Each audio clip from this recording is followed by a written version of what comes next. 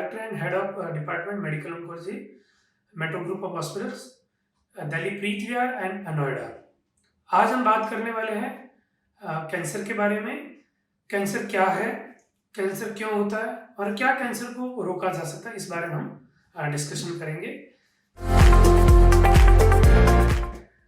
Cancer क्या है ये जानने के लिए हमें ये समझना बहुत जरूरी है कि वास्तव में हमारे शरीर में ग्रोथ कैसे होती है।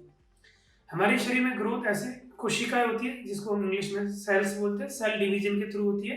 और वो जो सेल डिवीजन होता है वो बड़ा रेगुलेटर और कंट्रोल मैनर में होता है। एक सेल से 2 सेल बनती है, 2 से 4 बनती है और 4 से 8 बनती है।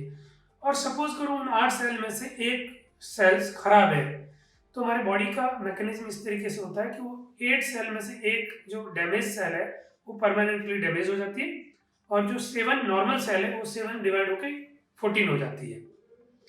जब ये control mechanism of cell division disturb हो जाता है, चाहे किसी भी वजह से हो, तो ये होता है अनकंट्रोल सेल डिवीजन या uncontrol cell division of abnormal cells, और वो कैंसर में कन्वर्ट होता है। तो ऐसे कोई भी फैक्टर जो इन सेल डिवीजन को अनकंट्रोल या एबनॉर्मल कर देगा वो कैंसर कर सकता है। अब हम आते हैं कैंसर होने के क्या क्या कारण होते हैं। तो उन कारणों को हम 2 भागों में डिवाइड करते हैं। पहले वो कारण जिसमें हमारा कंट्रोल नहीं है, दूसरे वो कारण जिसमें हमारा कंट्रोल है। ऐसे कारण जिसमें हमारा कंट्रोल नहीं है, जैसे हेरिडिटरी कारण। हेरिडिटरी मतलब हमारे पेरेंट्स की वजह से अगर हमें कैंसर के रिस्क है तो हम उसमें हमारा कोई कंट्रोल नहीं है।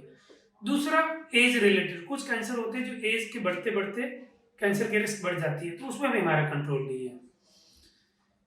दूसरे कारण जो जिन पे हमारा कंट्रोल है वो है हमारी डेली लाइफस्टाइल हैबिट्स जो है उस पर डिपेंड करता है कि हम कहाँ रहते हैं, किस तरीके से रहते हैं, क्या खाते पीते हैं, कितना स्ट्रेस लेते हैं।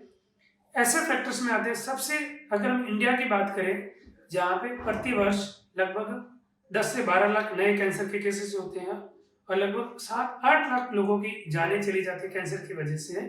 तो मेन कैंसर के कारण यहाँ पे इंडिया में जो है वो है तंबाकू का सेवन।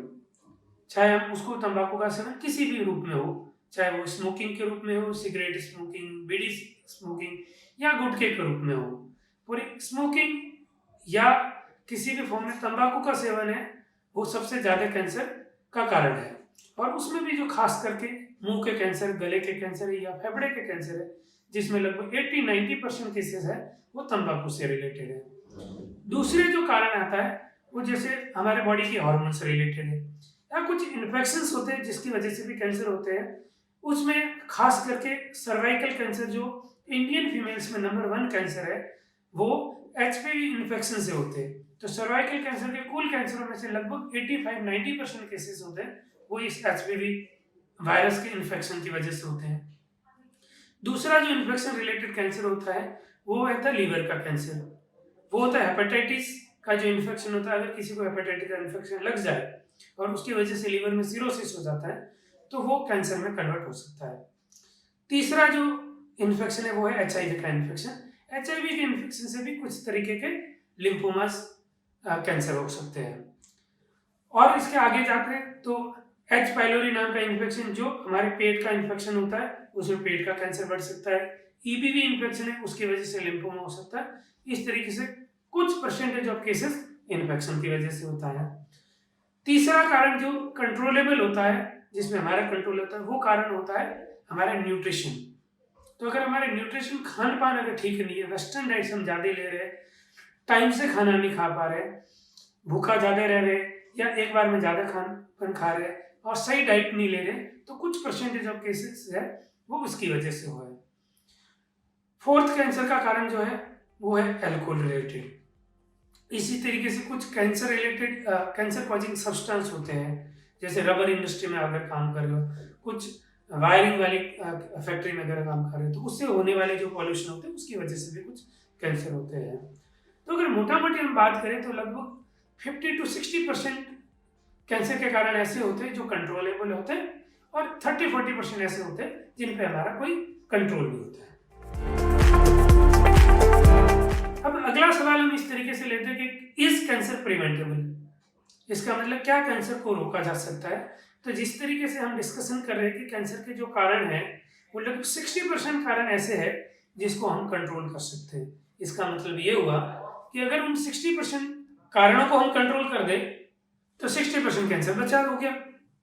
तो सवाल जो है इज कैंसर प्रिवेंटेबल, इसका जवाब है yes, 60 to 70% cancer are preventable if we focus on the preventable causes of cancer. इस बार इस वीडियो में इतना ही, और आगे भी हम हेल्थ रिलेटेड या कैंसर रिलेटेड वीडियो जारी करेंगे, और अगली बार हम कुछ और डिस्कशन करेंगे कैंसर का, मिथ्स अबाउट द कैंसर क्या है, कैसे कैसे मिथ्स है, कैसी कैसी भ्रांतियां है जिसकी वजह से लोग डॉक्टरों तक या सही सेंटर तक नहीं पहुंच पाते, उस बारे में चर्चा करेंगे।